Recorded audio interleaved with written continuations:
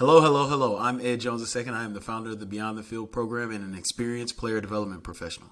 This podcast is here to bring exposure to the player development field with the goal of creating generational impact in athletics and other surrounding areas. Thank you for being here. I appreciate you taking time out of your day to spend time with me here on this platform. In today's episode, we will continue our series called The Questions of Player Development. But before we start, I would also like to thank everyone who reached out last week during our consulting services launch. I appreciate y'all so much. Every like and retweet means so much. I also wrote a reflection article about being terminated without cause to encourage those who may be in the same position that I am in now. I was blown away by the encouragement I received. Thank you all so much. We'll begin the show after this ad by our sponsors. This podcast is brought to you by Beyond the Field Program, LLC. Beyond the Field is now providing consulting services. The services are the following: staff consulting, program evaluation, program creation, and player development education. Please head to btfprogram.com and click on our consulting tab to find out more. Remember, we help you help athletes create generational impact. All right, so today we're getting back to the questions of player development. Last week we talked about consulting. If you haven't listened to that episode, please go back. It's a quick 8-minute episode, but we want to help you all that are listening, you all that want to learn more about player development, you all that want to impact your athletes, we are here to help. This past year, I collected a number of questions, as you all know, listening to this podcast, for my next book that I'm going to write. That book is coming. I'm so excited about it. So today, we're going to cover questions 16 through 18. Question 16, in what ways should college sports teams create programs for student athletes to learn and grow outside their sport? So I think there's four things that you kind of need, and then I'll kind of talk about what those programs can be, but I'll kind of listen to it. The first one I think is intentionality. Intentionality is important here. Personally, I would assess what areas the student athletes want to learn and grow in. I think there's more buy-in when you talk to the student athlete about what they want to know, how they want to grow, and what they would like to learn. After finding this out, I would then supplement the topics they want to know about with those the staff feels is necessary for their development. So let's say, for instance, they want to learn about NFTs, crypto, different things like that. Well, as a staff, we believe financial education is important. So let's give them what they want, but also supplement what we know is necessary for their life. After the intentionality part, I believe exposure is important. So, number one, you go with intentionality. Number two, I believe exposure is very important. And when I say exposure, that means opening up the eyes of these student athletes. They have different backgrounds, what they may have been, either side of the spectrum, socio-economically, they may have never got out of what they know growing up. So I would expose the student athletes to different topics, different patterns of thought, different campus initiatives and resources, different careers, different possibilities, and the different skills that they are developing during their time as an athlete. You can do this by helping them meet alumni. So that could be former athletes or former general population students that were there at the university. But if you've heard any of these podcasts, I'm big about using your alumni. And so you want to expose these student athletes to a lot of different possibilities and things like that. So after, intentionality and exposure for the learning purposes, I think goals need to be set. I think goals of the program, like I said, need to be communicated with the student athletes. I think that's huge. When you go to goals and people understand what's being asked of them or what's needed, it helps with that interaction and the engagement in programming. In my experience with student athletes, they have a greater experience with programming when they have an understanding of what they will learn and what's being asked of them. Communicate at the beginning of the program. Communicate the goals. Let them know, hey, this is where it's going to look like at the beginning, and this is what it should look like at the end. This is where you should be at the end. And then the last part, I think, for creating programming for players is just the participation of staff. I think the programming goes a long way when the players see that staff is engaged. A lot of the programming I've done over the years has had many benefits for staff when they've attended. I know for me personally, I've received valuable nuggets when, we have a speaker on financial education, interviews, resume, or LinkedIn training. I'm sitting there taking as many notes as the students themselves. I remember I went on this trip with one of our players at Houston. His name was Alex Myers, and we went out and visited a former player who's an entrepreneur. And I mean, I wrote 2 pages of notes just listening to him. So I think that participation of staff helps the student athlete engage. It's okay to let them see that you're passionate about your overall development as a person also. Then, of course, having a staff there also creates a comfort level for the student athlete to participate, and also can create positive activity influence with their presence. The presence of the staff helps with positive engagement and activity influence. For layman's terms, having them there increases athlete engagement. Here are a few programs that will help student athletes learn and grow: financial education, community impact, externships or shadowing, mock interviews, resume workshops, LinkedIn workshops, micro internships, and mental health awareness month programming and mental health programming throughout the year. A few more that were thrown in my time working in athletics were leadership retreats and character training. All right, question 17. How do you get players to understand the truth in the cliche that most college athletes will go pro in something other than sports? Well, the stats are the stats as far as the numbers of the players that make it to the league. So I worked in football. I think the stats like 3%, maybe 2%. So that's not changing. It's not, But in my role, I never want to bring that up when I meet a young man because I don't want to squash any dreams. I don't want to crush dreams. I don't want to be that guy that's like, hey, only 3% of y'all are going to make it, out of this room. Now, is that true? Yes. I just personally didn't want to be that guy in my role.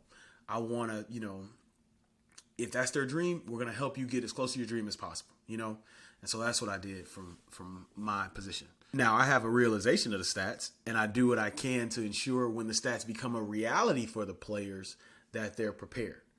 So I never lost the stats in my mind. I know it's 3% or 2.8% or whatever it is. And so I'm preparing them in our development program for when that reality hits, when they're, their senior year or after the draft or whatever it may be. And they're like, man, I'm done.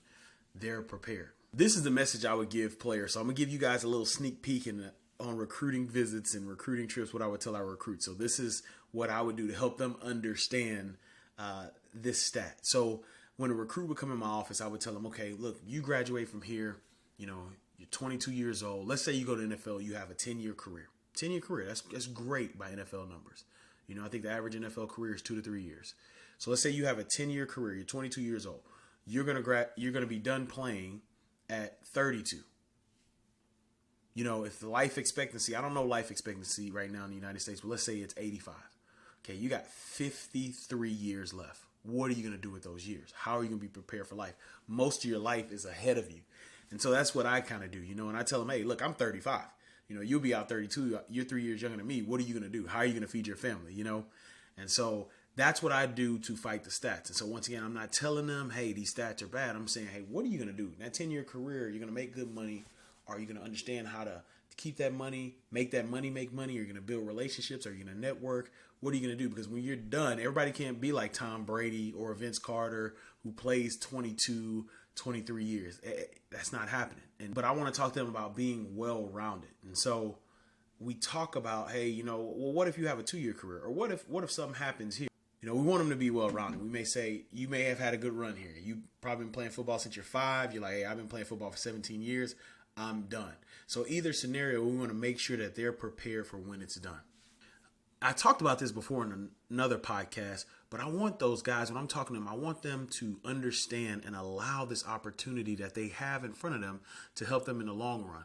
I've said it before. People are more willing to help you when you're associated with something they're passionate about. People are more willing to help you when you're associated with something that they're passionate about.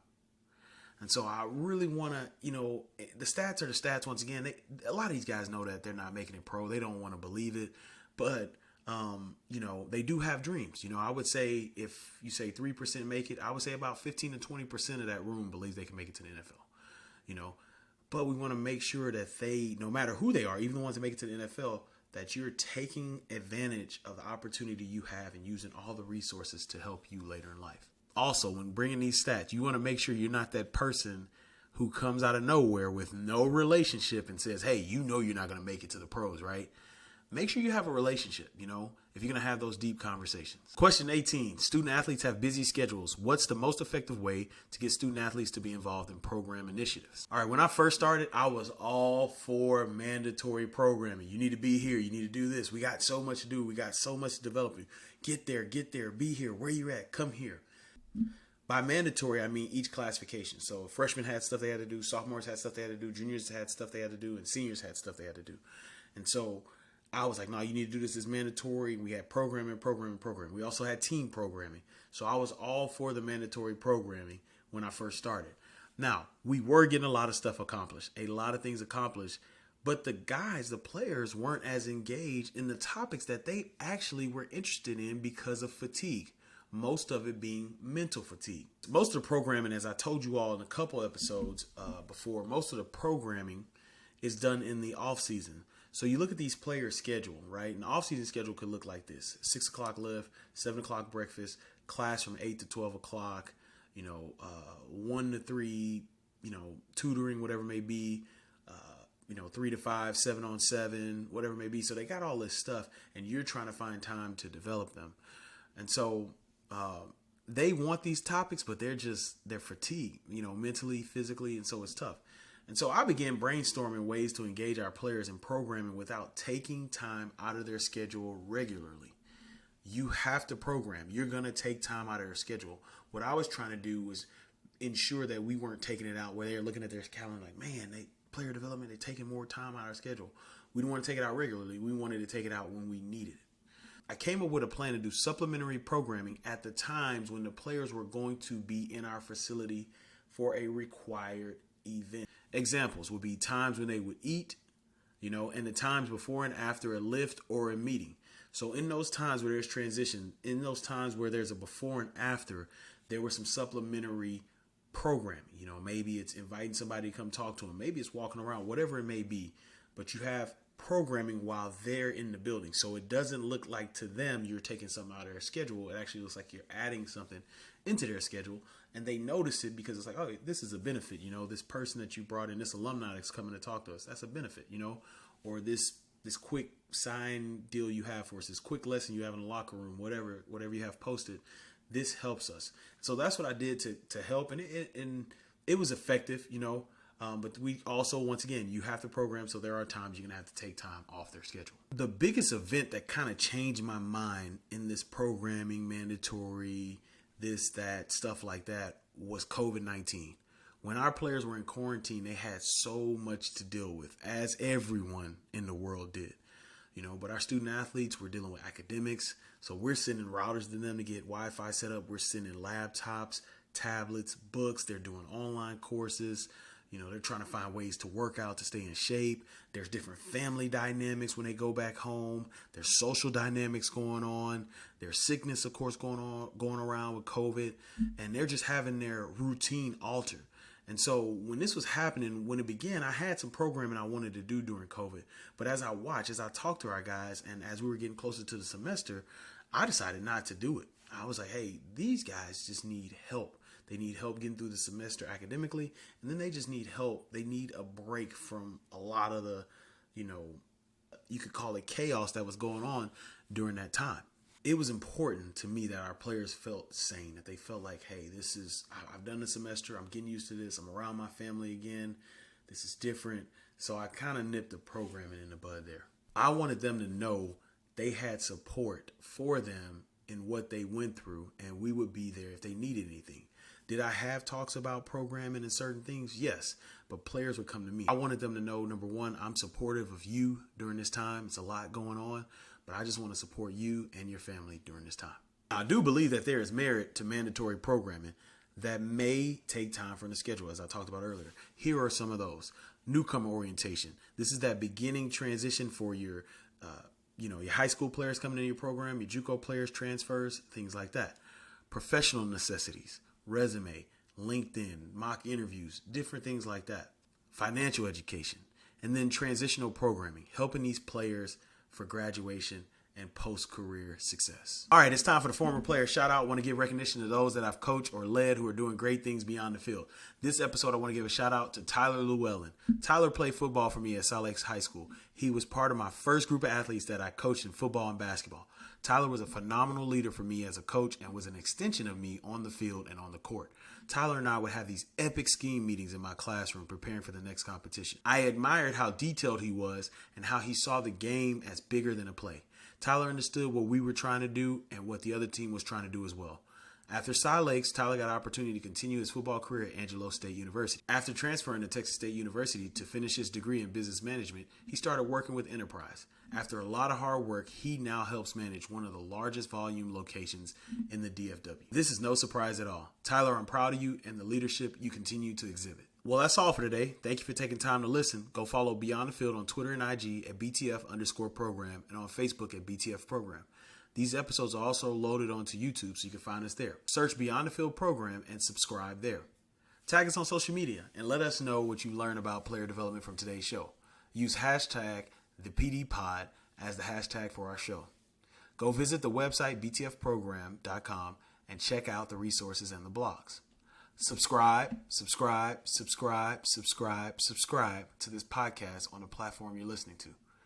Please rate and leave a review of the show. It would mean so much to me. Share this podcast if you believe it will benefit someone to learn more about player development. On the next episode, we'll continue our series on the questions of player development by answering questions 19 through 21. In this episode, we will discuss, with player development roles being overlooked, how does this help you for future roles? How did my previous coaching experience help me in my player development role? And what have I found to be the most beneficial initiative that I've implemented? I look forward to the next podcast. Thank you so much for tuning in and spending your valuable time with me. God bless you and have a great day. Go out and create generational impact. Don't wait. Create generational impact today.